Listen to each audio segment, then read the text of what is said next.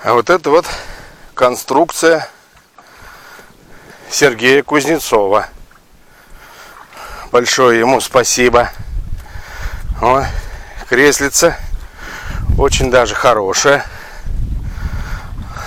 удобное, не мешает ни рулить, разворачивается на все 360 градусов.